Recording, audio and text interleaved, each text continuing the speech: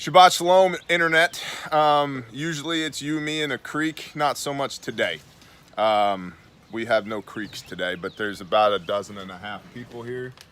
And we're on a mission in Florida, and it's Shabbat. And if that kind of rubs your fur backwards, go read Matthew 12:12. Okay, cool. We are in Leviticus 11 this morning, which is the dietary law. There are no coincidences. That's not how the Father works. So, of course, what are we going to talk about while we're here?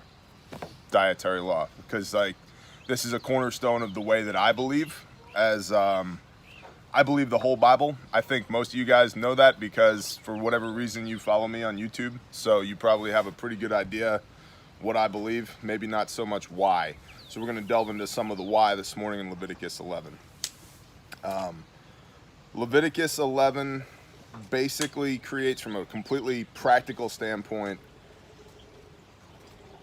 cul-de-sacs for biological disturbances in your life, right? And so there's an argument between, well, you know, all that law was nailed to the cross and done away with. I don't believe that. And, well, you know, you don't have to do that anymore. I don't believe that. Well, you know, all things are good. Well, we're actually going to look at that this morning and the context around that statement and the fact that they added in parentheses in the King Jimmy, and thus Yeshua declared all foods clean. If you go back and read the rest of the context, it's not, they're not talking about meat at all. But anyway, good morning over there. I didn't recognize you over there. So we're going to look at all that this morning, and I'm going to try and do it in such a way, as I always do, that we're talking eye to eye, not me above you or vice versa, because I'm not an authority in any of this. I just have a bone deep conviction to read this word with y'all and with y'all. So to the best of my ability, that's what we're going to do. So before we start in Leviticus 11, and I don't do a lot of flipping around, generally speaking, but because of the nature of this subject, we're going to do a little bit of bouncing around so we can hear from the mouth of Messiah himself regarding this. Not just Old Testament, the law handed down from Yah to Moshe, but reinforced by Messiah, who he himself said, hey, talking to the Pharisees and the Sadducees, he's like, you guys don't know me because you don't know Moshe. If you knew who Moshe was, you know who I am. So slow your roll. You're making it too hard with all your laws of man to keep my Father's commandments. That was the problem that he took with the law, was the human burden of all the extra rules, regulations, so forth, that made it too difficult. You know, you were constantly sinning regardless of what you were doing. So flip over to Matthew 5:17 first. Por favor.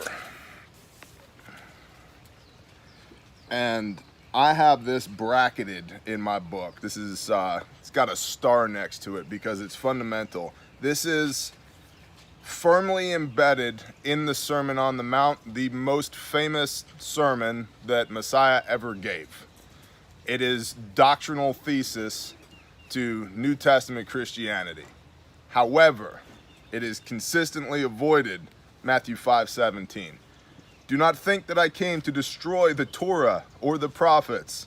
I did not come to destroy, but to complete. We're going to come back to that word. For truly I say to you, till heaven and earth pass away, one yod or one tittle shall by no means pass from the Torah till all be done. Okay, well, let's work backwards. All is not done. We are still here. We are doing works this weekend to put a smile on the Father's face. So all is not done. If we go backwards, okay, shall by no means pass away. So nothing, we're still doing this. Heaven and earth. Is earth still here? Yes? Okay. Is heaven still here? I can only assume. I've not been there yet that I know of. I can only assume it's still there. Okay. Do not think that I came to destroy the Torah or the prophets. I did not come to destroy, but complete. That word can also be rendered as fulfill. That word, which I've talked about repeatedly, is plerau. It's the Greek word plerau. And that means not complete like close the book, I'm done with it. It means to literally embody.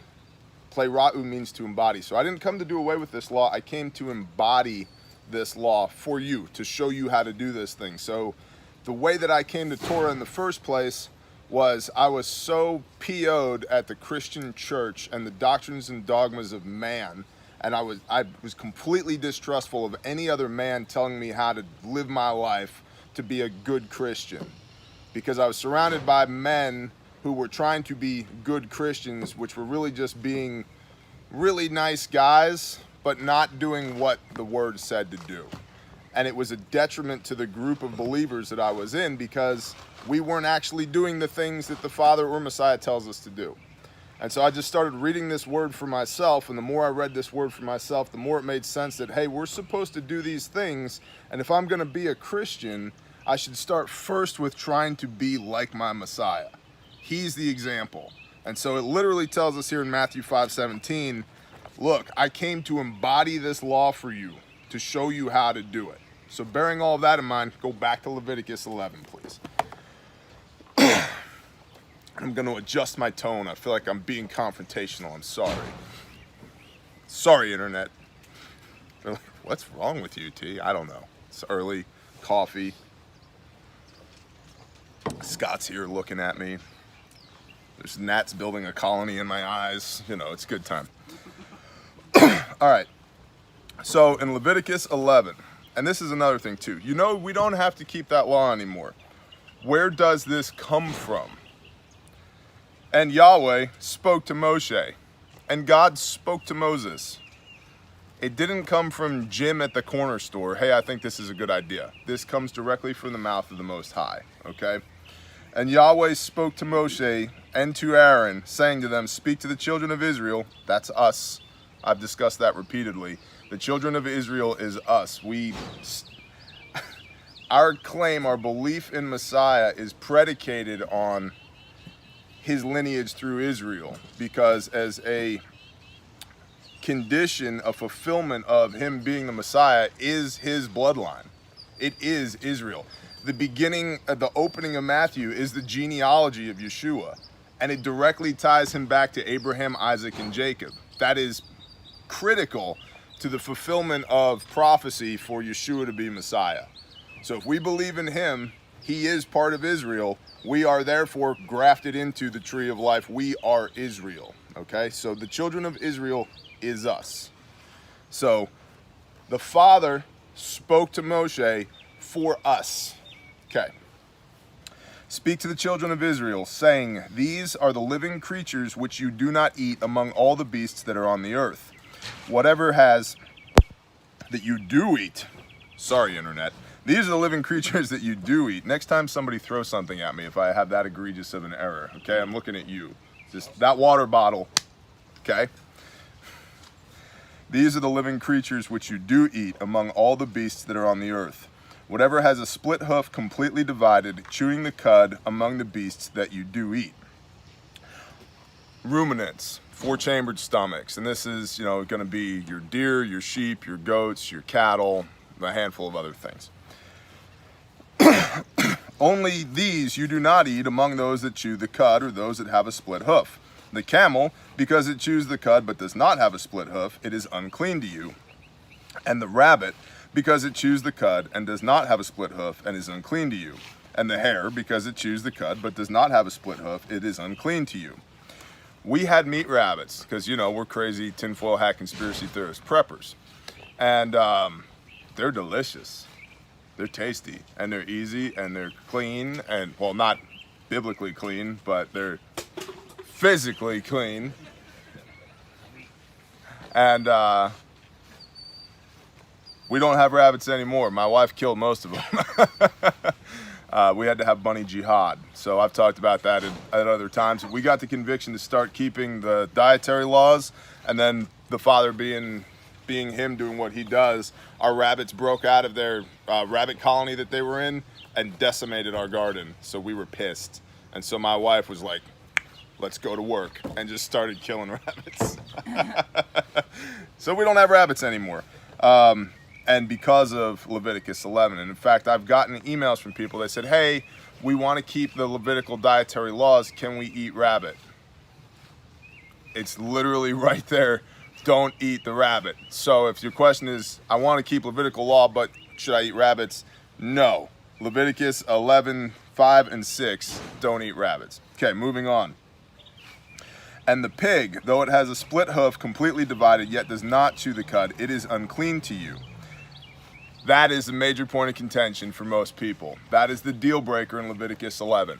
When I told my wife I was going to start keeping the dietary laws and keeping Torah, she literally was like, no sausage? We can't eat sausage anymore? I said, no, baby, I'm not going to do it. And you were mad. You're like, no sausage biscuits, no bacon. What are we gonna do? Put on my biscuits. Right. And we didn't eat, and so I did it. I was like, that's it, I'm not doing it. And in our house, my wife was respectful. She, no pork, no nothing. She'd go get a burger with grandma or something. She'd get a bacon cheeseburger and kind of have that guilty look when she came home. But eventually she got on board. And then after about 6 months, we were having one of those moments. We were new to this walk in Torah. And she looked at me and she said, you know what would be good? What? You should make some pulled pork. And I was like, hell yeah, I should make some pulled pork, because I make some awesome pulled pork. So I made some pulled pork the same way I've always made it. Every time I made it the same way, the same process. We ate some, and every single person in my house was sick the entire weekend. We spent 3 days coming out of both ends. Okay, threw that out, repented. Sorry, Yah, my bad. Don't test the Lord your God. Roger that, got it. Won't do that again. And that kind of cemented it for us. And so again, Leviticus 11 removes these parasitical cul-de-sacs from your diet. And so there's an argument that's made. Back in the day, the Hebrews, as they were wandering through the wilderness, they needed this because they would have got sick otherwise. Just like we're going to get into Leviticus 12, hopefully, depending on how much I shut up and just read the word. But all of this is about cleanliness, sanitation, so forth, so on. And so a lot of people will make the argument, you don't have to do that anymore because you're not wandering in the wilderness. Okay. Well, number one, the Father spoke to Moshe for my instruction. So I believe that I do still need to do it. Number two, just look at the situation we are in this morning, this weekend, right? No matter how hard we try, we're going to be a little less sanitary this weekend than we would normally be. It would actually be a very practical thing to do these Levitical laws because we have a reduced incidence of contamination. Makes sense? And I think we're going back to times that are going to be more like this, what we're experiencing right now, than our normal everyday, sitting on the couch in the living room, in the air conditioning, watching TV, looking at your iPhone, eating Cheetos, right? Or whatever. This gnat needs to die. Just saying. Don't laugh at me, Jay Johns. Thank you. This has DEET in it. Unlike this stuff. This stuff is cute. It's natural. This stuff is poison. There we go. All right. So, their flesh, this is 11:8. Their flesh you do not eat, and their carcasses you do not touch. They are unclean to you. These you do not eat of all that are in the waters. Anyone that has fins and scales, these you do eat. Water bottle to the face. Anyone that has fins and scales in the waters, in the seas or the rivers, that you do eat. So if it's got fins and scales, good to go. Okay. But all that have not fins and scales in the seas and in the rivers, all that move in the waters, or any living being which is in the waters, they are an abomination to you. They are an abomination to you. Of their flesh you do not eat, and their carcasses you abominate. You will have nothing to do them. Again, if you look at just the hierarchy of where these things, if you look at the ecosystem of things that live in water, those that don't have fins and scales, they're the bottom feeders. Okay, they're the collection mechanism in that ecosystem for all the parasites in that ecosystem. Something that Brother Alex and I were talking about yesterday, was, the difference between good and expedient. Can I pray over a slab of pork and eat it? Sure. And it could be good because I prayed over it. Sure. Is it expedient? The comparison I make is I can go into the furnace into your house and pull out the air filter and pray over it and lick it. And I can have faith that the Father is going to keep me from getting sick if I pray over it. But that doesn't make it freaking expedient. This is the thing that collects all the crap in your house, right? Probably shouldn't eat it. Well, these things that are restricted from our diet in Leviticus 11 are the air filters of their particular ecosystems. They're collecting all the crap. We don't need them. We don't need that crap in us. So, and we're actually, like I said, we are going to jump over to Mark here in a little bit and talk about what goes into the mouth versus what comes out of the mouth that defiles somebody and the context around that. All right. And these you do abominate among the birds. They are not eaten. They are an abomination. The eagle, the vulture, and the black vulture, and the hawk and the falcon after its kind. Every raven after its kind, and the ostrich, and the nighthawk, and the seagull, and the hawk. I just got a visual of us trying to chase down an ostrich and eat it. So I'm gonna... It's end times, man. Nicole's got a freaking sword on her hip. Ah! All right, don't eat ostriches. Stop it, Paige. In that instance, it would be Stop it, ostrich thing. eggs as well. That's a great question. I don't know. We should look that up. An ostrich egg versus the ostrich itself? I don't know. That's a really great question. Okay, and the seagull and the hawk after its kind, the hawk and the falcon, every raven after its kind, the ostrich, the nighthawk, and the seagull and the hawk after its kind, and the little owl and the fisher owl and the great owl and the white owl and the pelican and the carrion vulture. That one I definitely get. I have never looked at a buzzard and thought, man, got to eat that. That looks delicious. You know, hook it up, man. Barbecue sauce. That'd probably be a new MRE, you know, buzzard with barbecue sauce. I want a picture of your face. That's priceless. All right. As long as it's better than the veggie egg omelet. Yeah, maybe. Probably. Hot sauce. Only these you do eat of every flying insect. I missed a whole part of it. The stork, the heron after its kind, and my translation says the hoopoe and the bat. Who's got a word other than hoopoe? You got, are we all reading out of the scriptures? Dang it. That's what happens when you tell people to buy the scriptures. We don't have any opposing opinions here. Black goose-like bird. I like that. What version do you have? The what study? Ryrie Study Bible. Cool. All right. Don't eat black goose-like birds. Thank you, brother. Hey, look, a black goose-like bird. You can't eat it. How do you determine that? I think if it's black and it looks like a goose and it's a bird, don't eat it. That's Black chicken. that would be well. Geese have long necks, so. Well, let's see here. The stork and the heron. You know, geese, like Canada geese, they get worms in there, and they're not great eating. Yeah. Like a flying carp. Thank you. Yes. No bueno. Like a Canada geese are like flying carp. Thank you. Memorialized for eternity on the internet. All right. Okay. The stork and the heron and the hoopoe or black geese-like bird object and the bat. All flying insects that creep on all fours is an abomination to you.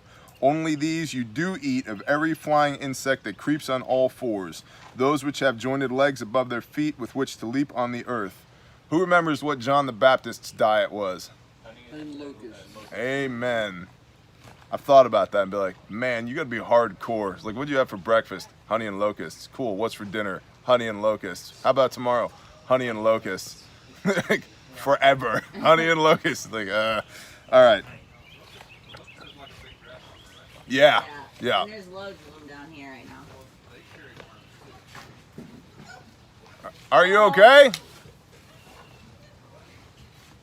You all right? Okay. What happened? The sidewalk? The chair tipped over. Oh, my wife holding my youngest child just butt planted backwards out of a chair. You okay? And now Aspen won't let go of Harmony. Thank you. Ma, I'm trying to talk to the internet. All right. Yeah, that's true. Yeah, the interruptions. I'm glad that nobody has decided to start crowing like a rooster during this conversation. I've talked about shooting the rooster. Just be careful. Yeah. All right. Locusts, worms. This is what we were talking about. All of them you do not eat. I have the Arbe locust after its kind, the Solam locust after its kind, the Hargol locust after its kind, and the Chagab locust after its kind. But all other flying insects which have 4 feet are an abomination to you. And by these you are made unclean. Anyone touching the carcass of any of them is unclean until evening. And anyone picking up part of the carcass of any of them has to wash his garments and shall be unclean until evening. Now, it's important that we understand clean versus unclean and defilement, right? Because like I said, we're going to Mark 7, okay? We're talking about here, what do you consume, what do you not consume? This is what you eat, right? And so that's literally how Leviticus 11 starts. Yah talks to Moshe and is like, this is what you guys eat. What you think about, if we all got relocated from where we live to say here, and we weren't from this area, because that's what happened, right? Most of us are not from this area, but the Father, the Most High, showed up and was like, hey guys, great to see ya. Thanks for doing my things. By the way, little introductory course. This is what you eat. This is what you don't eat. Cool, because I don't know. Hey, look, a giant lizard thing up in a tree. Can we eat that? No, don't eat it. It's not good for you. Roger that, right? Eat that thing over there. Okay, cool, right? And so that's what's going on here. Remember, they're in the wilderness, right? They're doing these things. This is what you eat. This is what you don't eat. They did not come from this place. They just are in this place. So it is literal instruction from the Most High how to conduct themselves in such a way that it's going to go well for them. That's the Torah. These are how you do the things so it will go well for you. It's the instruction of, okay? So, however, clean versus unclean, we talk about ritual purity, because earlier in Leviticus we talked the last time we were here, the boss is tall, building the temple, right? Okay, so they build the tent of appointment, the tabernacle. The whole back end of Exodus is make this thing out of gold and make the poles out of acacia wood and all the sockets of silver and this many cubits and blah, blah, blah, but over and over and over. They do all that. Then the beginning of Leviticus is, all right, you built the things. This is how you do the things. All right, so then they get the instruction for Aaron and the priesthood and the ordination of Aaron, which, remember, this is a key point. Aaron had an ordination from the Most High. He was chosen, right, to be the leader of the Levitical priests. He was also the guy when Moshe went up on the mountain. Moshe comes back and he's like, what are you doing? Oh, I don't know. We built a fire and threw some gold in and this false idol just popped out. Okay, same guy. And so that always makes me very mindful of the fact that our priests and our pastors, even though they had the best of intentions, Aaron made that false idol so that the people would have something to worship. He did it in service to the people that he was leading. Okay, so his heart was in the right place, allegedly, even though he was, the first commandment we get is, that you have no God but God, right? Okay, by the way, here's a golden idol. It's hard to, hard to justify one versus the other. But Aaron was trying to do the right thing and still totally messed up. And he is the father of the Levitical priesthood, right? With an ordination from the creator of the universe. So it just proves the point that men will fail, okay? And that's why I don't farm out my relationship with the creator to any other man. I just read his word and I pray for direction, because somebody with the best of intentions as a pastor or a priest or a rabbi or anybody is going to make mistakes, right? And so we have the ordination of, and so now we finally get to this thing and we're talking almost in the context of ritual purity. This is how you conduct yourself inside the tabernacle. That's where it talks about you should be clean until evening. Okay, this is a ritual purity issue, and that's important when we get to Mark. Okay. 24, and by these you're made unclean. Anyone touching the carcass is unclean, yada, yada, yada. Anyone who touches the carcass is unclean. And then 27, And whatever goes on its paws among all the creatures that go on all fours, those are unclean to you. Anybody here ever eat a fried squirrel? Yeah, it's a shame that they're unclean. You do them right, a little buttermilk, baste them in flour, and hot grease. Yeah, salt, pepper, they're delicious. Anyway, I mean, I don't know internet. Good morning, good to see you. All right, if it has paws, we don't eat it. Anyone who touches it is unclean until evening. And he who picks up the carcass has to wash his garments and shall be made unclean until evening. They are unclean to you. Ritual purity and practicality. You touch a carcass, hey, you probably shouldn't go cook dinner for the 40 or 50 of us, okay? You were just handling a dead body, now you're gonna go cook dinner. That's probably not gonna go well for the rest of us, okay? So you're unclean until evening. Don't touch that stuff, okay? I found a lot of the stuff is practicality. I've talked about that repeatedly. People are like, well, you know, brother, it takes the proper understanding of the word. You have to properly divide the word. The name of the book is literally the first 3 words in each book. Bereshit literally means in the beginning, right? And Shemot, Exodus, literally means these are the names, which are the first words in the beginning. It literally, like, that's how practical it is. There's Like, hardly any room for error in it's very practical. And so we need to be careful. It doesn't mean that we can only read it on this level. So there's multiple levels that you can read scripture, and there's a rabbinical teaching that there are 70 different ways to teach the Torah. Meaning that if you started teaching Torah at 30, you would be 100 years old by the time you had sussed out all the different facets of the Torah. And there's a Torah portion ascribed to, I think there's 46 to 50 different Torah portions over the course of a year. Then they allow for the readings for the feasts. But basically, a priest or a rabbi would read this same portion on the same week every year. But the teaching there is over the course of 70 years, you might be able to squeeze all the juice out of that one portion. It would take 70 years. And so there's many different levels you can read it on, but definitely you can read it on the practical level and go, aha, yeah, that would be a good idea to not cook food or be in the camp after handling dead bodies that could be carrying parasites, right? Let alone to put that body in you that could be carrying parasites. Okay, yada, yada, yada.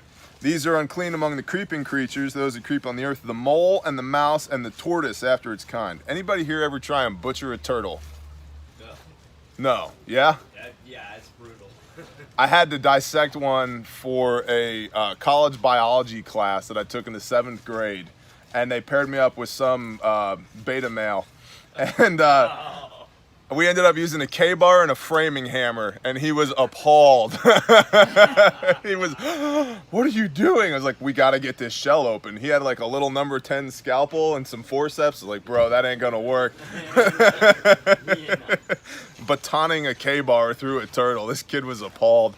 You know? Yeah, he was appalled. And the gecko and the land crocodile and the sand reptile and the sand lizard and the chameleon.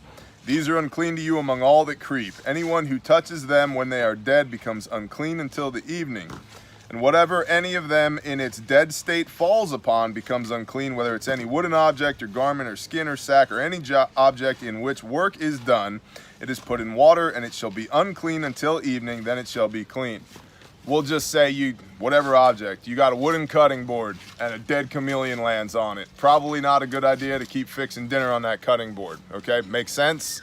Is everybody tracking? Like, highly logical, all right? Practical.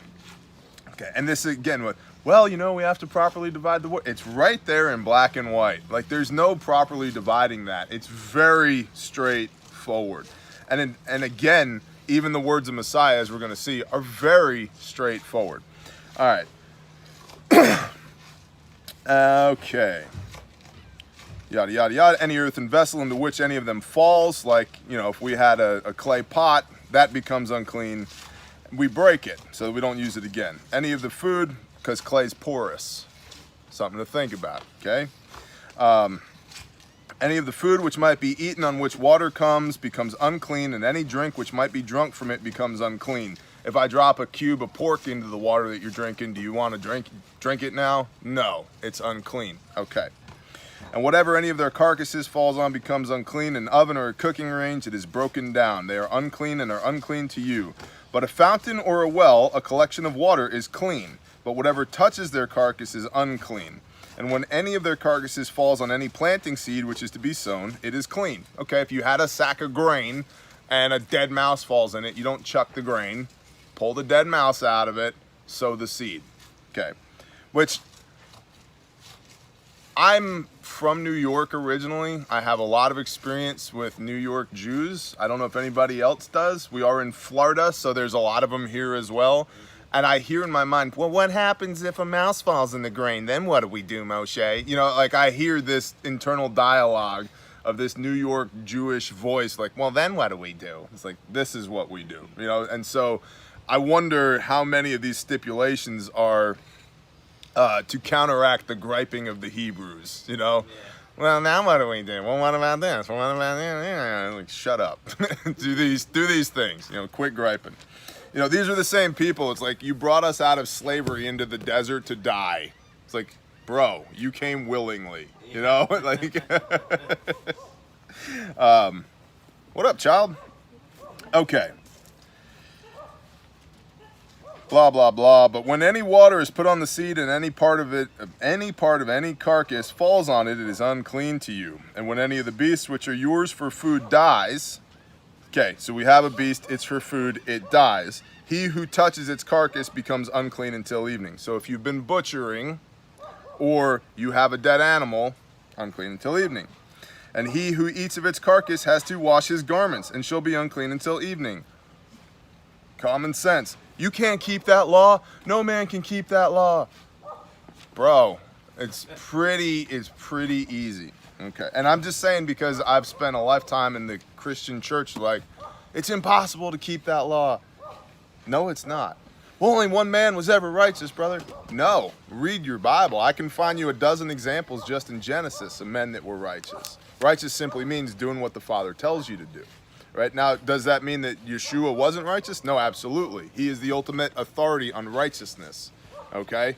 But it doesn't mean that we can't aspire to that. And it was when I started reading Genesis and realized at the end of Genesis 6, the beginning of Genesis 7, that righteousness is ascribed to Noah because he did what the Father told him to do, that I started realizing, okay, there's a chance for me, I can probably do these things too. I can attempt to live like my Messiah, right? Righteousness is doing what the Father tells you to do. And so there's this propaganda in the modern Christian church that we just can't live up to.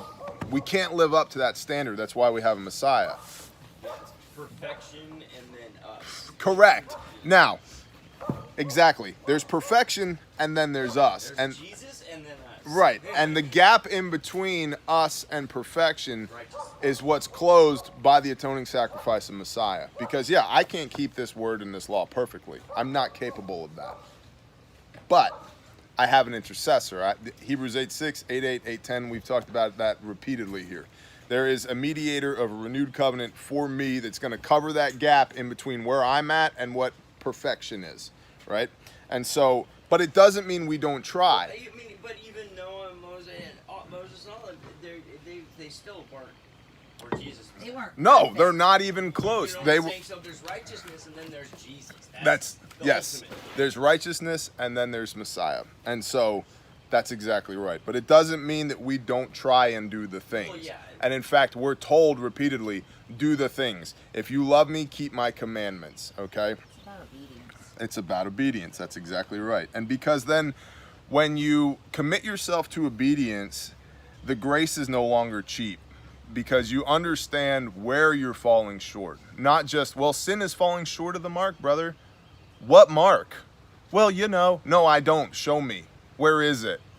Well, you know, all right, this conversation's over. If you can show me in the book what mark it is I'm falling short of, I'm happy to have that conversation with you. But if you have this amorphous impression of sin is just anything that makes you feel bad, I disagree. Sin is 1 John 3:4, transgression of the law. That's what sin is. What's the law? We're reading it.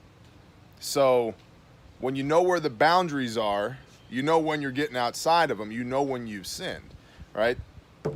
It doesn't mean you don't try, right? Even Paul said, shall we sin all the more so that grace may abound? No, God forbid, right? Sin is transgression of the law. Should we break the law even more so that the grace of Messiah may abound? No, God forbid. So, all right, shut up, T, read the Bible, roger that. All right. Dying and the things with the things, unclean until morning, and every swarming creature, swarming, the one that swarms on the earth is an abomination and is not eaten, and whatever crawls on its stomach and whatever goes on all fours and whatever has many feet, like a centipede or a millipede, among all swarming creatures, the ones swarming on earth, these you do not eat, for they are an abomination. You do not make yourselves abominable with any swarming creature, the one swarming. Don't eat swarming things. And swarming sounds like a really weird word when you say it a half a dozen times in a row. Swarming. Yeah, don't eat the bees. But you can have the honey. So You can that have the answers honey. The ostrich question, possibly. Yeah, that's correct. That answers the ostrich question. I think you can eat the eggs, but maybe not the ostrich itself. Okay, don't eat swarming things. The ones swarming on the earth you do not eat, for they are an abomination. And do not make yourselves abominable with any swarming creature. The ones swarming, do not make yourselves unclean with them, lest you be defiled by them. Again, ritual purity, defilement. Okay. For I am Yahweh, your Elohim. Those are just old laws. For I am Yahweh, your Elohim. You shall set yourselves apart. What does set apart mean? Anybody remember? It's different. Show of hands. How's it rendered in the King James?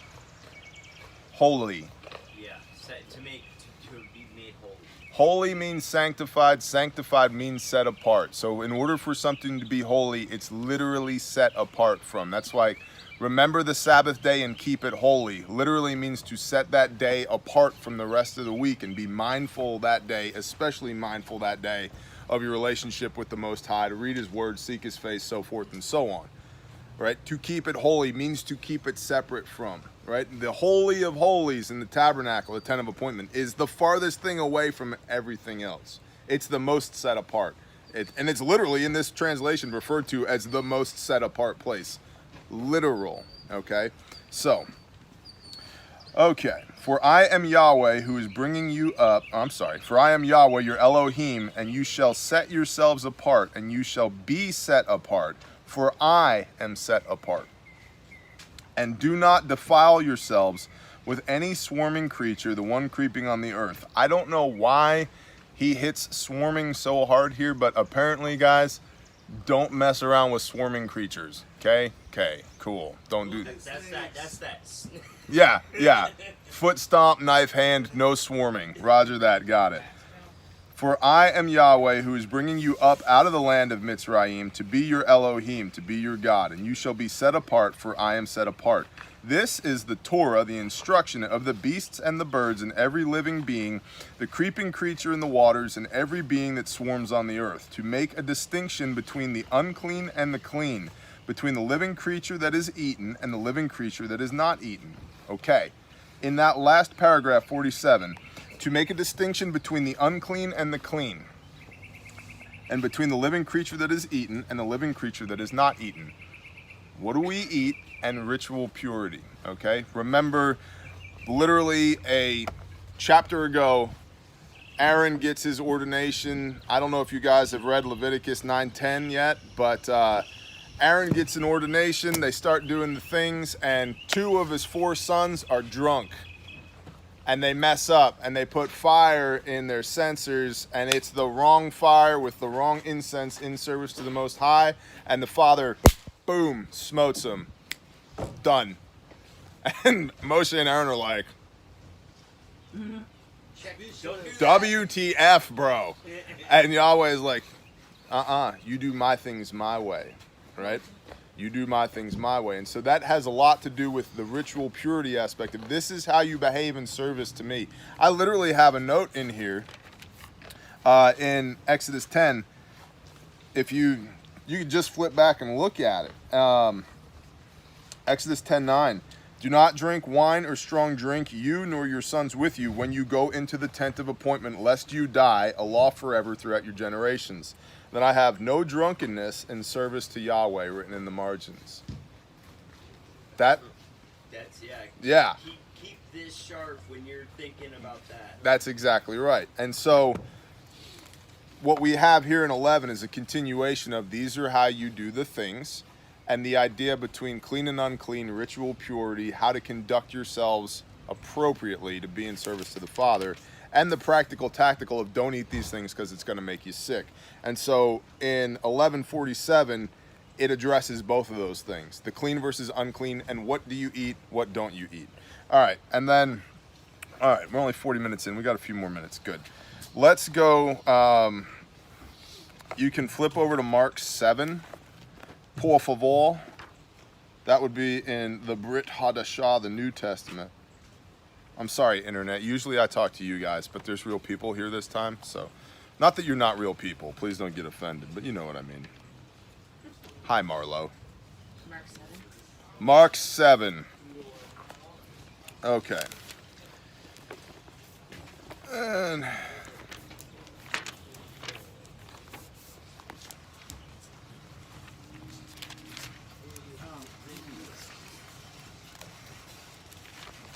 shabba-dabba-da.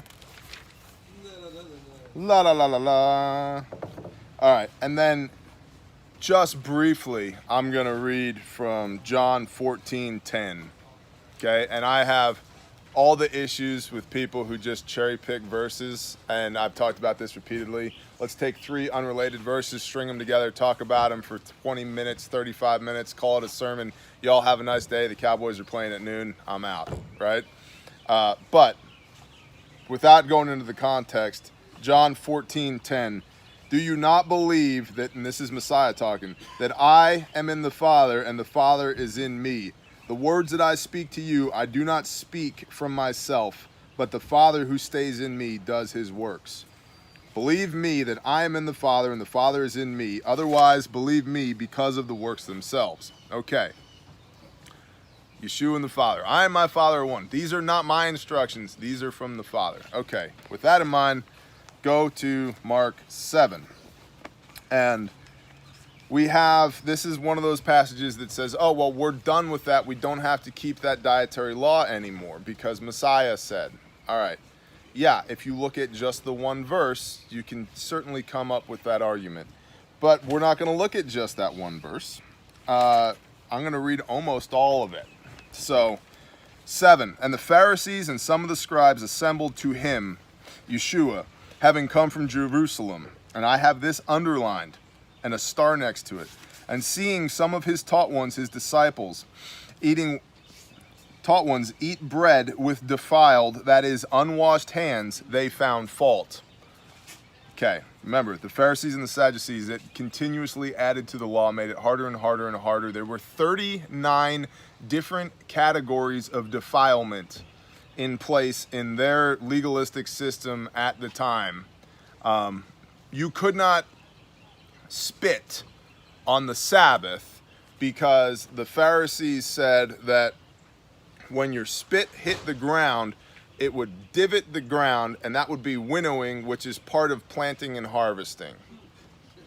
Okay? So this is literally what Messiah is railing against. He's like, you den of vipers, you have turned my Father's beautiful law into this thing that's impossible to keep. And this is when you hear Messiah and Paul and anybody else railing against the law. It's the law of the Pharisees and the Sadducees. It's not the perfect law from the Most High that's given for our teaching and instruction that we just saw in Leviticus 11. Leviticus 11 is bookended with, I am Yahweh your Elohim. Where did this come from? I am Yahweh your Elohim. Not I am Pharisees, I am Sadducees, I am legalistic BS. I am Yahweh your Elohim. And so this is what Yeshua took issue with, and obviously his disciples as well, because they were traveling around with the guy, right? They were doing the things with him. All right.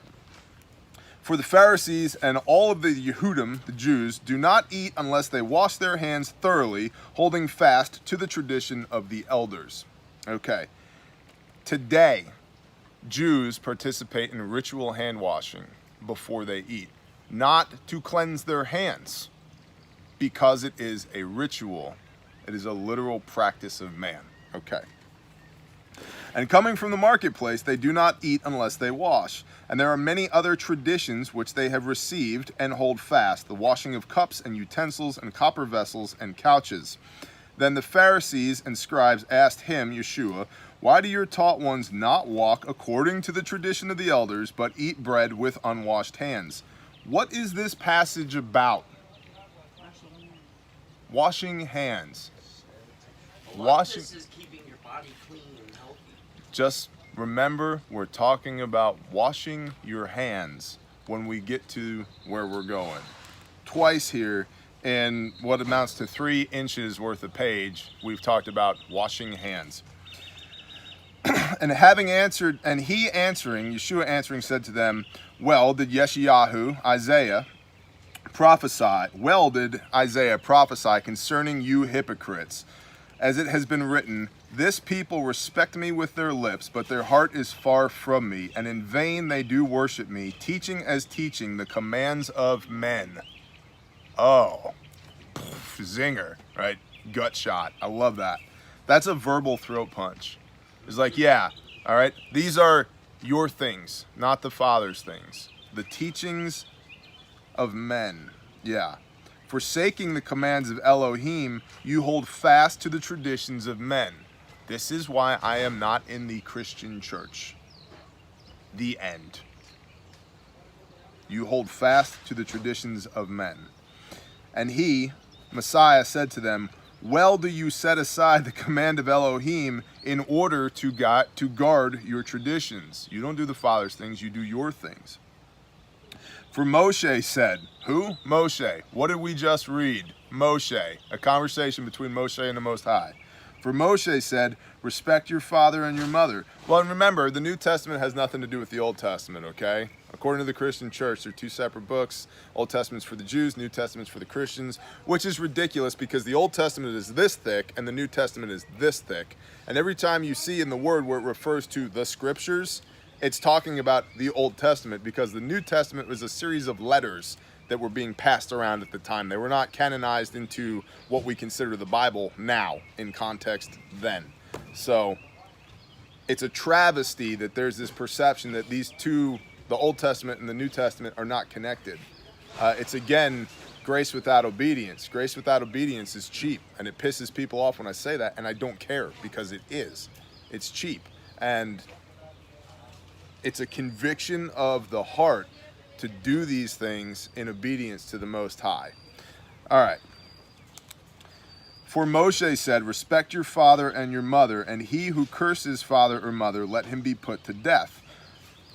He's saying this is the basis for your argument for your traditions here, Pharisees. But you say, if a man says to his father or mother, whatever profit you might have received from me, it is korban, or that is a gift. You no longer let him do any matter at all for his father or his mother, nullifying the word of Elohim through your tradition, which you have handed down. And many such traditions you do. Nullifying the word of Elohim through your tradition, which you have handed down, and many such traditions you do. And calling the crowd to him, to Yeshua, he said to them, hear me, everyone, and understand. There is no matter that enters a man from outside which is able to defile him, but it is what comes out of him that defiles him. Ritual purity, defilement, washing of hands. Bear that in mind. If anyone has ears to hear, let him hear. And understand that the Pharisees were holding a monopoly over the temple and the belief structure in general at this time. So what he's saying is, listen, these guys don't get to tell you that you're defiled and unclean because you won't keep their laws and traditions of men.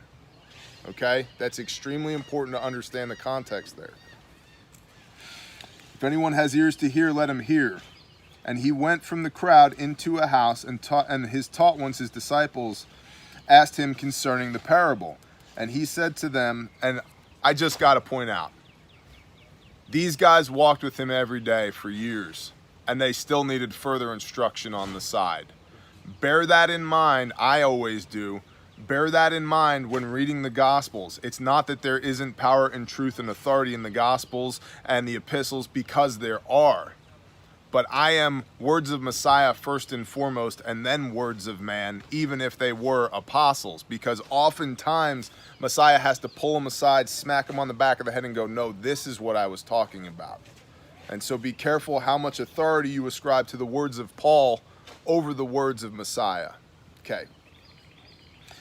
And he said to them, are you also without understanding? Do I need to smack you on the back of the head? Do you not perceive that whatever enters a man from outside is unable to defile him? Because it does not enter his heart but his stomach, and is eliminated, thus purging all the foods.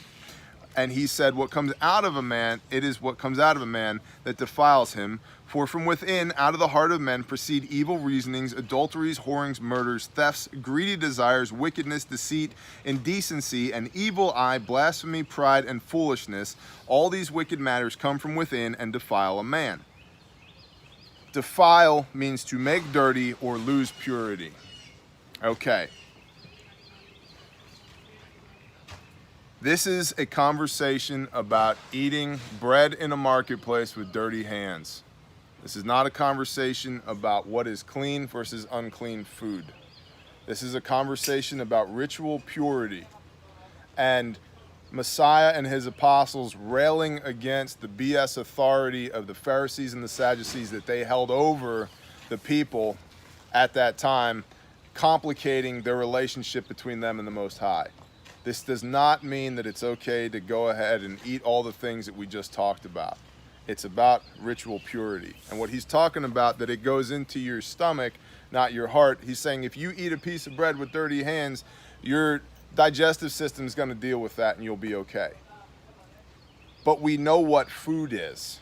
We just talked about what food is. This is not a conversation about what food is or isn't. It's a conversation about what happens if you eat food with dirty hands. Okay? Cool. And we can go on and read the rest from there, but we don't really have to, because from there, basically, he bounces out and he starts finding some more disciples, and then other things happen. But I wanted to make sure that we hit Mark 7 in context of Leviticus 11, because it's a common, it's a common rebuke from people who say, well, you don't need to keep that because all food was declared clean by Messiah. Well, those parentheses were literally added in the King James, and thus all food was declared clean. That's not what it says. We have clear instruction on what food is. This is a conversation about what happens to you if you eat food with dirty hands. They're two completely different things, and don't let one inform the other. Wash your hands if you want to, but don't do it in a ritualistic way when you eat food. What's food? Right here, Leviticus 11. And so, you guys out there in the internet world, if anybody comes at you and makes this argument with you, now you have a leg to stand on. All of this is clear, and it's instruction from the Most High, from the Father to Moshe, for us, for Israel, which is us, which Yeshua then comes and says, Matthew 5:17, listen, it's not my commands, it's the Father's commands. All authority in heaven and earth is vested in me. If you love me, keep my commands. What are they? We're reading them right now in Leviticus. And so typically I do 2 chapters, and Leviticus 12 is short, but I'm not gonna. So we're just gonna camp on Leviticus 11 and we're done. So yeah, that's Leviticus 11. Thank you guys for being here. Thank you guys for being here. I'm gonna pray in a hot minute, but I don't really want to pray on camera. I want to pray with these people here. So that's what we're gonna do. But bless you guys at home. Shalom. Thank you for being here. And if anybody gives you a hard time about clean eating and brings up Mark 7, tell them it's about hand washing. Okay, shalom.